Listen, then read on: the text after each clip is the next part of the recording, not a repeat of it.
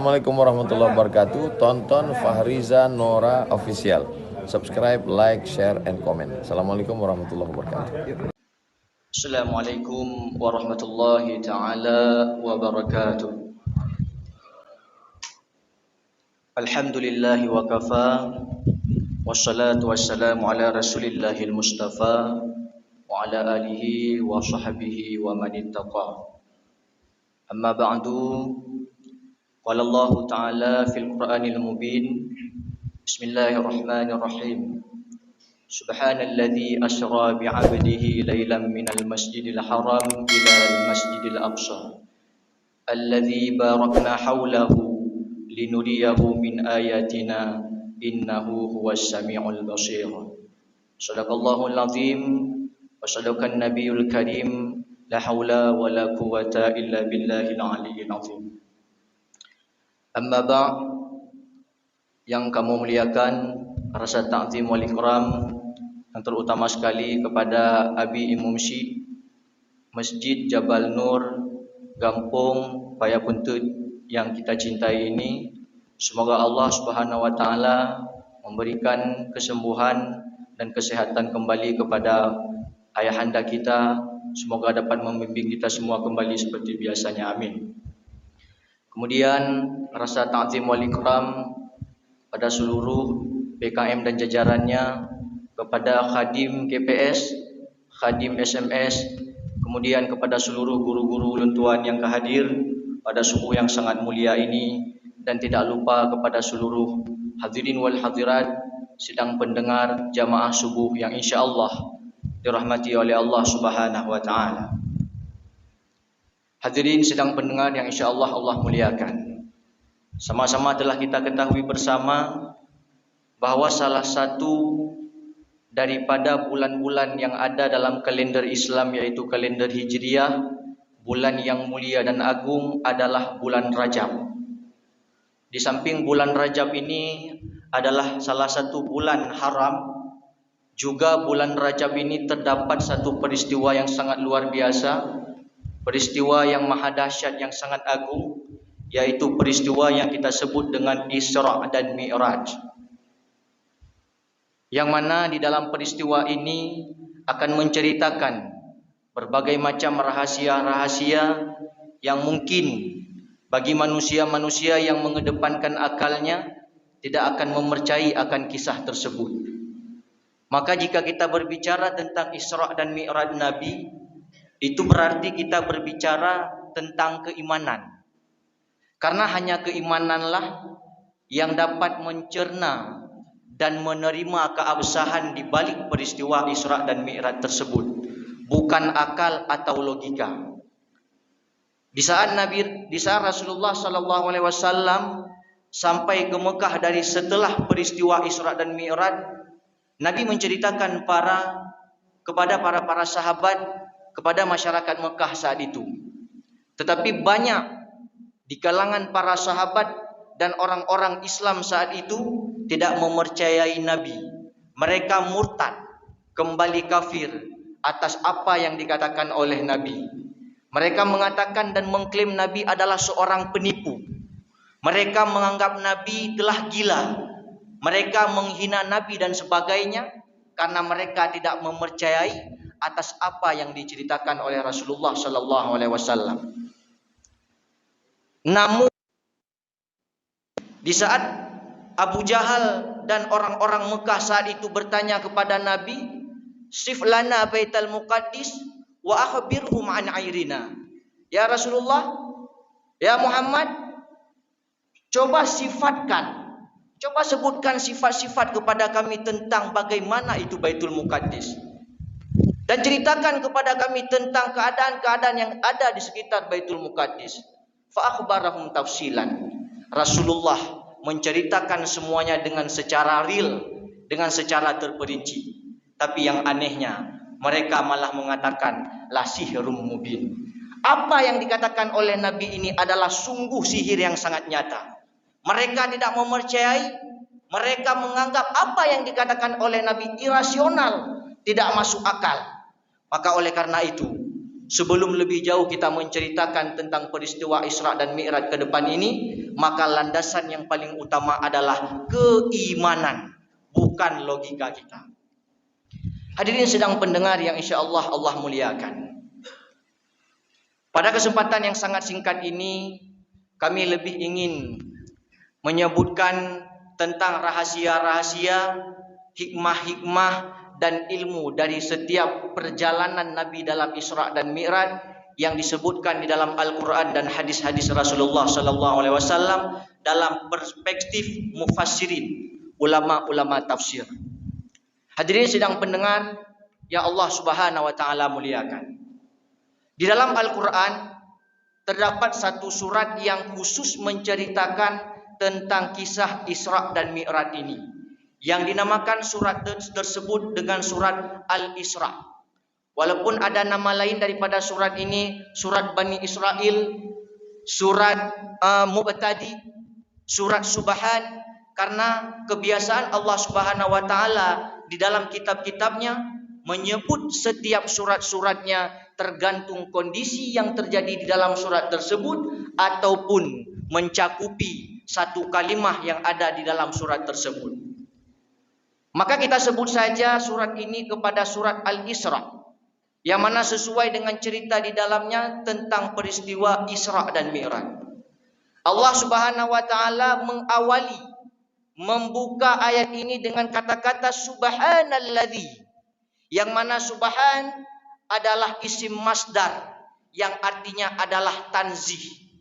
Disebutkan di dalam kitab tafsir Jalalain bahwa maksud Allah Subhanahu wa taala membuka ayat ini dengan kalimat tanzih, kalimat tasbih subhana, yang pertama sekali adalah tab'in, menjauhkan segala kekurangan-kekurangan, segala ketidakmungkinan yang dinisbahkan kepada Allah atas setiap peristiwa yang terjadi di dalam Isra dan Mi'raj, beserta tanzih, menjauhi Allah, membersihkan Allah, dan rasa takjub kita terhadap apa yang terjadi di dalam peristiwa yang sangat maha dahsyat ini.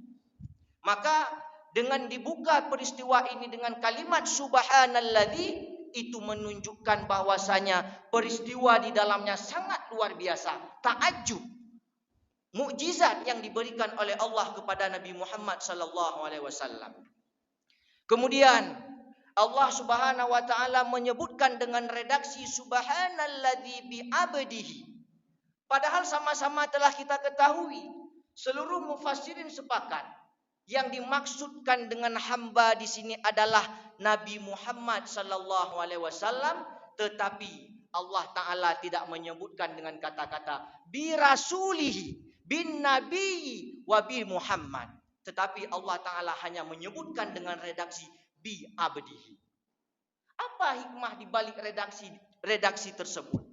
Masih disebutkan di dalam kitab tafsir Jalalain, kitab tafsir Khazin, kitab tafsir Qurtubi dan kitab tafsir Qurtubi dan lain-lainnya. Yang pertama sekali, maksud Allah Ta'ala membawa redaksi bi abdihi di sini menunjukkan secara jelas bahwa perjalanan Isra dan Mi'raj Nabi itu adalah perjalanan ruh dan tubuh Nabi, bukan dengan ruh ataupun secara mimpinya Nabi. Kedua, disebutkan di dalam kitab tafsir Khazin bahwa penyebutan nama hamba itu merupakan suatu penyebutan yang sangat khusus, yang sangat mulia diberikan kepada manusia. Makanya disebutkan di dalam tafsir tersebut, wa kana lin nabiyyi ismun asyrafun minhu lasammahu bihi. Seandainya bagi Nabi memiliki nama yang lebih mulia daripada selain nama hamba, maka nama itulah yang akan disebutkan di dalam ayat ini. Ini menunjukkan bahwa tidak ada nama yang lebih mulia daripada nama hamba. Juga disebutkan di dalam kitab tafsir bahwa selesai Nabi Muhammad turun daripada mi'rajnya, turun daripada peristiwa yang sangat agung ini, Allah Ta'ala bertanya kepada Nabi Muhammad, "Ya Muhammad, bima syaraftuka, dengan apa aku muliakan engkau?" Qala, Nabi Muhammad menjawab, "Rabbi, haitsu nasabtani ila nafsika bil ubudiyah." Wahai Tuhanku, muliakanlah aku dengan sebutan kehambaan yang engkau nisbahkan kepadamu. Maka ini dapat menjadi bukti bagi kita, hikmah di dalam redaksi ini tidak ada pangkat ataupun sebutan yang lebih mulia daripada sebutan hamba yang langsung Allah Ta'ala berikan kepada kita. Kita hari ini memang orang-orang yang menganggap diri kita beriman, tapi belum tentu ada nama kehambaan yang Allah Ta'ala berikan kepada kita. Yang ketiga, Allah Ta'ala membawa redaksi lailan di dalam ayat ini. Padahal secara definisinya, asra itu adalah perjalanan di waktu malam. Tetapi kenapa Allah Ta'ala masih menyebutkan redaksi lailan dengan kalimat nakirah, bukan dengan kalimat ma'rifah? Ini menunjukkan, mengisyarahkan kepada kita semua bahwa perjalanan malam yang dilakukan oleh Nabi di sini bukan perjalanan memakan waktu sepenuhnya malam. Jika kita katakan waktu malam 12 jam, bukan memakan waktu 12 jam, tetapi memakan waktu yang paling singkat. Ada pendapat yang mengatakan 2 jam, ada pendapat yang mengatakan 3 jam, bahkan ada pendapat yang mengatakan hanya sekejap perjalanan Isra Nabi dari Masjidil Haram ke Masjidil Aqsa. Padahal saat itu adalah kondisi yang belum ada alat teknologi cepat, canggih. Belum ada transportasi seperti masa kini. Tetapi begitu luar biasanya mukjizat yang Allah Ta'ala berikan di dalam peristiwa ini. Hanya memakan 2 jam, 3 jam, bahkan sekejap Nabi bisa tembus dari Masjidil Haram ke Masjidil Aqsa, yang pada saat itu perkiraan jarak kira-kira sebulan memakan waktu. Hadirin sekalian yang Allah muliakan, di samping itu Allah Ta'ala mengatakan, start pertama Nabi memulai perjalanan malam ini adalah minal Masjidil Haram ilal Masjidil Aqsa, ke Masjidil Aqsa. Sebelum Nabi sampai ke Masjidil Aqsa, disebutkan di dalam kitab tafsir bahwa Nabi mengunjungi dahulu kota Madinah, mengunjungi dulu kota Madian, mengunjungi Bukit Tursina, dan mengunjungi satu daerah yang bernama 4 daerah yang dikunjungi oleh Nabi. Ini bertujuan untuk apa? Segala tempat-tempat yang disinggahi oleh Nabi tersebut agar mendapati berkahnya Rasulullah. Dan segala tempat-tempat yang dikunjungi tersebut oleh Rasulullah, semua tempat itu Rasulullah sembahyang 2 rakaat. Ini menjadikan maksud bagi kita yang bahwa tempat-tempat yang disinggahi Nabi tersebut ada kesunahan bagi kita untuk beribadah di dalam tempat-tempat yang mulia tersebut. Timbul pertanyaan, kenapa mesti ke Masjidil Aqsa yang Allah israkan Nabi Muhammad? Jawaban pertama, karena saat itu belum ada masjid lain, cuma 2 masjid. Masjid pertama yang dibangun di muka bumi ini adalah Masjidil Haram. Kedua adalah Masjidil Aqsa yang dibangun oleh Nabi Adam, kemudian direnovasi oleh Nabi Sulaiman, Umar bin Khattab, dan sampai hari ini. Maksud Allah Ta'ala mengisrakan Nabi Muhammad ke Masjidil Aqsa lebih daripada itu, ialah untuk menampakkan kemuliaan yang sangat agung pada Rasulullah SAW. Kenapa? Karena Masjidil Aqsa ini adalah tempat turunnya wahyu. Seluruh nabi-nabi mulai Nabi Musa sampai Nabi Isa, tidak ada seorang pun yang tidak pernah menyinggahi berziarah ke Masjidil Aqsa. Maka tujuan Allah Ta'ala mengisrakan Nabi ke Masjidil Aqsa untuk menampakkan bahwa Nabi kita, Nabi Muhammad, adalah Nabi yang paling mulia. Buktinya, di saat Nabi sampai ke dalam masjid tersebut, Nabi menjadi imam dan makmumnya adalah para nabi-nabi, para malaikat, dan ruh segala orang-orang yang beriman. Pada hakikatnya, tamu yang datang ke rumah seseorang, dia harus mengikuti apa yang dikatakan oleh pemilik rumah. Dalam hal ini Nabi adalah tamu. Nabi datang ke masjidnya para nabi-nabi lain. Tetapi Nabi di saat itu yang menjadi imam, bukan nabi-nabi yang lain. Maka ini menunjukkan bahwa orang yang mulia berhak untuk menjadi imam dimanapun saja ia berada, walaupun itu pada tempat milik orang lain. Yang kedua, Allah Subhanahu wa taala meringkaskan kejadian Isra dan Mi'raj ini hanya sebatas perjalanan Isra Nabi dari Masjidil Haram ke Masjidil Aqsa. Tidak disebutkan di dalam ayat ini perjalanan Mi'raj Nabi ke Sidratul Muntaha. Tidak. Ada orang bertanya, kenapa Allah Ta'ala tidak memi'rajkan, tidak berbicara dengan Nabi di bumi? Kenapa mesti mi'raj ke langit? Padahal kan cukup Allah Ta'ala berbicara di bumi. Sebagaimana Nabiullah Musa pernah berbicara dengan Allah sehingga ia digelari dengan kalimullah. Orang yang berbicara dengan Allah. Ada apa? Disebutkan di dalam Maktabah Turmusi. Lama khalaqallahu samawat wa askanuhal malaikah wa khalaqal arda wa askanuhal jinnu wal insu. Di saat Allah Ta'ala menciptakan langit yang penduduknya adalah para malaikat, dan di saat Allah Ta'ala menciptakan bumi yang penduduknya adalah jin dan manusia. Fataftakhirul samawati alal ard. Langit membanggakan dirinya terhadap bumi. Langit menyombongkan dirinya terhadap bumi. Langit mengatakan kepada bumi, ya ayatuhal ard, inna kafika usatu. Bahwa sesungguhnya orang yang tinggal di dalammu adalah orang-orang yang bermaksiat. Wa inna final ibad. Dan orang-orang yang tinggal di tempat kami langit adalah hamba-hambanya Allah. Merasa sombong langit terhadap bumi. Maka walamma wulidal Mustafa Rasulullah sallallahu alaihi wasallam, di saat Nabi kita Nabi Muhammad dilahirkan di atas permukaan bumi ini, maka jadilah tanah lebih mulia daripada bumi berkat kelahiran Nabi Muhammad sallallahu alaihi wasallam. Sehingga pada saat itu langit meminta kepada Allah, ya Allah, akrimna bi Muhammadin walau mar'atan. Ya Allah, muliakanlah kami dengan sebab Nabi Muhammad walaupun sekali saja.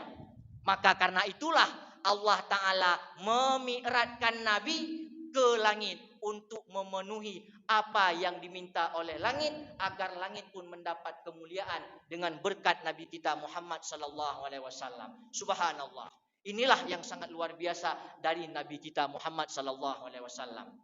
Kemudian disebutkan di dalam hadis, awal mulanya Nabi tidur di Masjidil Haram. Ada riwayat yang mengatakan Nabi tidur di rumah Ummu Hani. Namun dua riwayat ini bisa kita satukan. Yang intinya Nabi dibawa oleh malaikat, tepatnya berada di Masjidil Haram.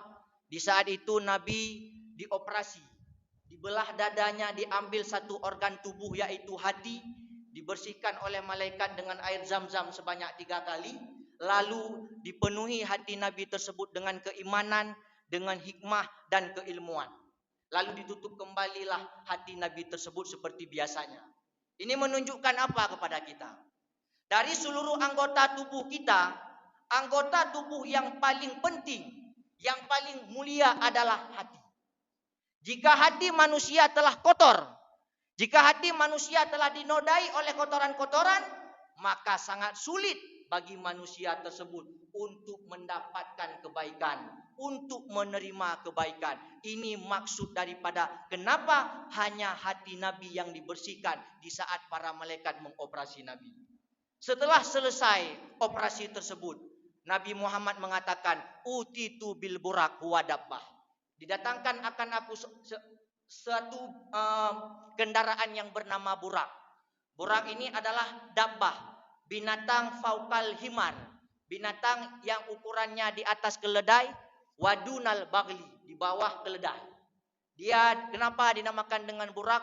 Karena burak itu berasal daripada kata barkun, yang artinya kilat. Larinya, cepatnya berjalannya burak ini seperti kilat, maka dinamakan dengan burak.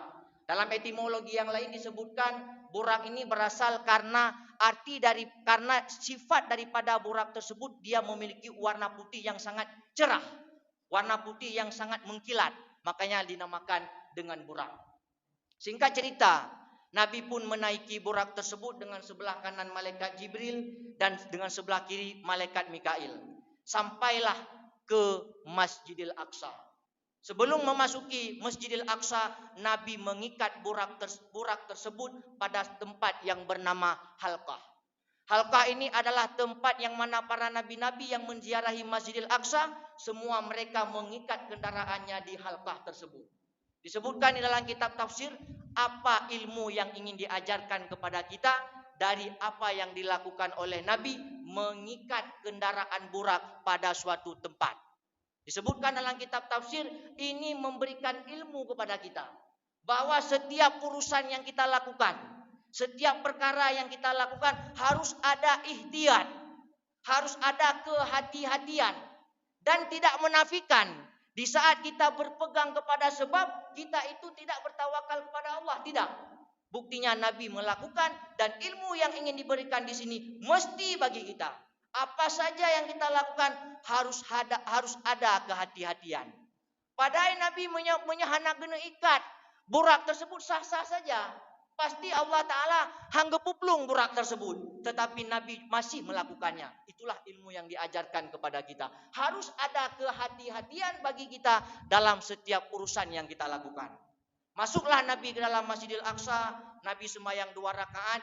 Yang menjadi imam 2 rakaat di sini ada mengatakan adalah sembahyang tahiyatul masjid. Setelah Nabi sembahyang, Nabi keluar. Ingin berangkat ke langit, mi'raj ke langit. Sebelum Nabi berangkat, malaikat menawarkan 3 minuman. Minuman yang pertama yang ditawarkan oleh malaikat adalah minuman yang berisi khamar, air mabuk. Minuman yang kedua berisi susu. Ada pendapat yang lain, minuman yang berisi air. Lalu Nabi memilih minuman yang berisi susu. Qala Jibril mengatakan, ikhtartal fitrah. Engkau memilih susu wahai Nabiullah, maka itu engkau memilih fitrah. Artinya apa? Dengan sebab Nabi memilih susu, maka adalah fitrah dalam Islam, adalah kemurnian dalam Islam.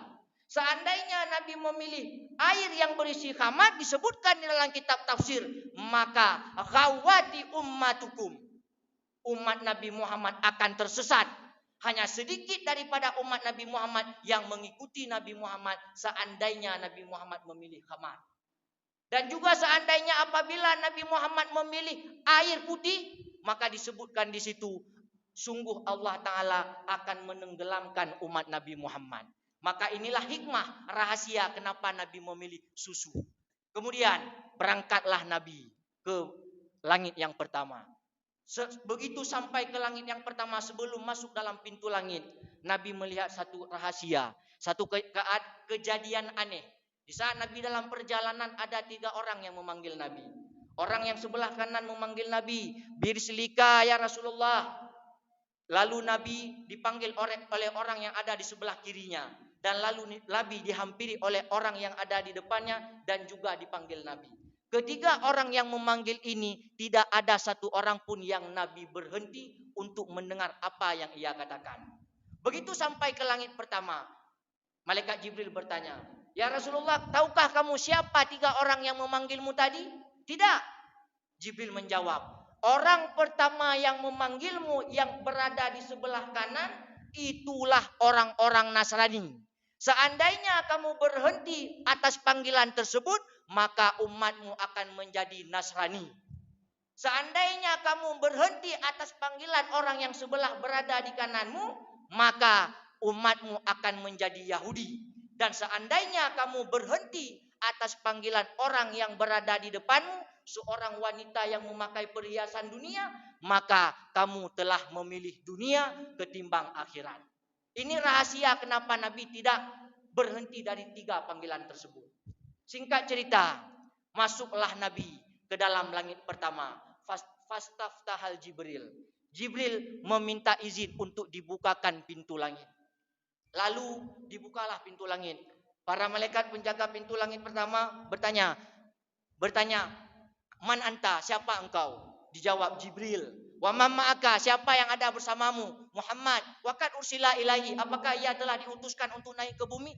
Qad ursila ilaihi. Ya, Nabi Muhammad telah diutuskan untuk naik ke bumi. Di sini ternyata ada ilmu yang ingin diajarkan kepada kita. Pada ijut le malaikat ketemu ngaju dalam pintu langit. Hanapaya laki-laki izin dan hanapaya dia tanya tadi. Le malaikat penjaga pintu langit. Sorone dengan sorone jak. Tidak kedepu. Tapi apa ilmu yang ingin diajarkan kepada kita di sini? Di saat kita ingin pergi ke rumah seseorang, maka harus ada adab. Harus talaki izin untuk datamang. Baik datamang menang-menang laju. Dan di saat orang pemilik rumah tersebut bertanya, sorone, tanya yang tak tok pintu, getanya ngelepo rumah, sorone, maka sunat hukumnya tajawab dengan nama Lon Jibril, tidak memada tajawab dengan Lon. Ini kebiasaan kita. Tanya minta jawab rumah kau, Assalamualaikum. Sonyan, Lon tajawab. Hana tajawab dengan nan. Maka disebutkan di dalam kitab tafsir Khazin, hukumnya makruh apabila di saat ditanyai oleh pemilik rumah, kita menjawab memada dengan aku, bukan menjawab dengan nama. Makruh hukumnya. Ini ilmu yang diajarkan dari apa yang dilakukan oleh malaikat di sini. Singkat cerita, masuklah Nabi ke langit yang pertama, maka Nabi saat itu bertemu dengan Nabi Adam. Sebelah kanan Nabi Adam ada seorang berwarna hitam, yang mana ada hembusan angin yang sangat wangi.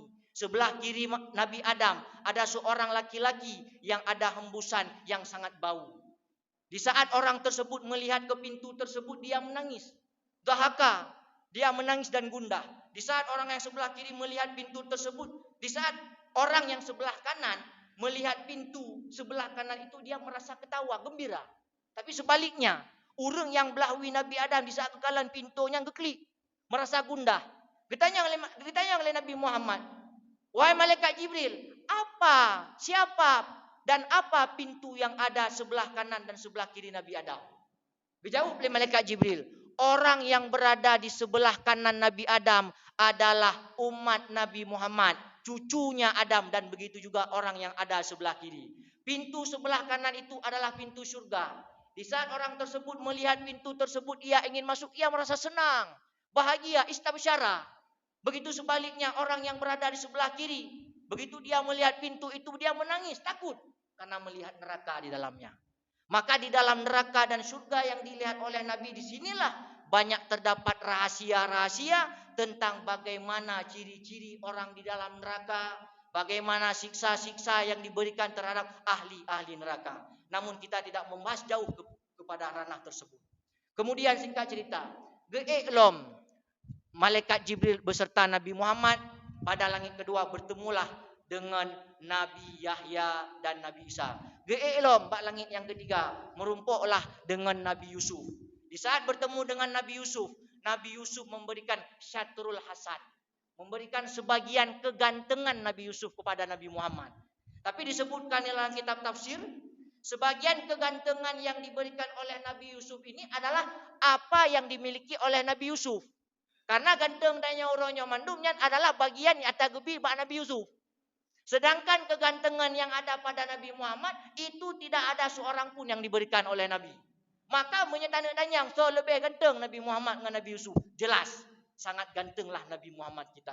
Karena sebelum diberikan kegantengan oleh Nabi Yusuf, sudah ada kegantengan tersebut pada Nabi Muhammad yang bahkan tidak diberikan kepada seorang pun. Ge'ek lompat langit ke selanjutnya, Nabi Muhammad bertemulah dengan Nabi Idris.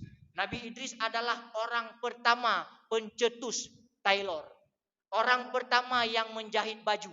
Karena sebelum itu orang-orang saat itu memakai pakaian dengan kulit, golongan pakaian hijau. Jadi Nabi Idris adalah pencetus pakaian daripada hijau. Singkat cerita, naik lagi ke langit yang kelima, bertemu dengan Nabi Harun. Nabi Harun saat itu melihat jenggotnya sebelah kanan hitam, jenggotnya sebelah kiri putih, aduha. Singkat cerita, naiklah lagi ke langit yang keenam, bertemu dengan Nabi Musa. Dan disinilah Nabi Musa menangis di saat Rasulullah gejak. Bertanya, "Pakai nekli, wama yabkikuka, apa yang membuat engkau menangis?" Aku menangis karena aku melihat ada seorang laki-laki yang masuk surga, umatnya lebih banyak daripada umatku. Berikanlah aku menjadi umat tersebut. gelake Nabi Musa untuk menjadi umat Nabi Muhammad karena keluar biasaan yang dimiliki oleh Nabi Muhammad, oleh umat Nabi Muhammad. Sehingga singkat cerita, ge'eklom Nabi Muhammad kena langit ketujuh, berjumpalah dengan Nabi Ibrahim dan lalu naik ke Sidratul Muntaha. Pada esensi terakhirnya diberikanlah hadiah oleh Allah berupa sembahyang 50 waktu yang ada negosiasi 9 kali Nabi naik turun, maka jadilah dari 50 waktu sembahyang menjadi 5 sembahyang. Yang mana komposisi 5 sembahyang tersebut kualitasnya seperti 50 sembahyang dengan 17 rakaat. Disebutkan di dalam kitab Kulyubi. Kenapa Allah Ta'ala memberikan 17 rakaat bagi kita umat Islam? Disebutkan di situ karena dalam 24 jam 17 waktu yang dimiliki oleh manusia, yang 17 waktu itu ia dalam keadaan yaqdah, dalam keadaan melek, jaga, beraktivitas. Maka tentunya dalam waktu beraktivitas tersebut banyak dosa-dosa yang dilakukan. Maka setiap rakaat daripada 17 rakaat sembahyang semuanya dapat menghapus dosa-dosa yang dilakukan dalam 17 waktu kerjanya manusia di dalam dunia. Kemudian yang terakhir, kenapa Nabi Muhammad hanya kepada Nabi Musa berdialog, hanbak nabi-nabi lain? Disebutkan di dalam kitab tafsir yang pertama, karena Nabi Musa pernah meminta kepada Allah untuk dapat melihat langsung Allah. Tetapi Allah Ta'ala tidak mengabulkan, hanya sekedar berbicara. Tetapi Nabi Muhammad tanpa permintaan gebikalan langsung dengan dua mata kepalanya Allah Ta'ala. Maka dengan sebab itulah pekan terus banyak cerungga. Karena maksud Nabi Musa sinaran wajah Nabi Muhammad yang kekalan langsung Allah Ta'ala kena ngategoknya. Efek ategoknya. Inilah maksud Nabi Musa pekan Nabi Muhammad. Dan yang kedua, karena Nabi Musa merasa sayang terhadap bertanya umat Nabi Muhammad. Kekalan berakan umat Nabi Musa mereka berat dalam melakukan sembahyang. Padahal cuma 6 rakaat.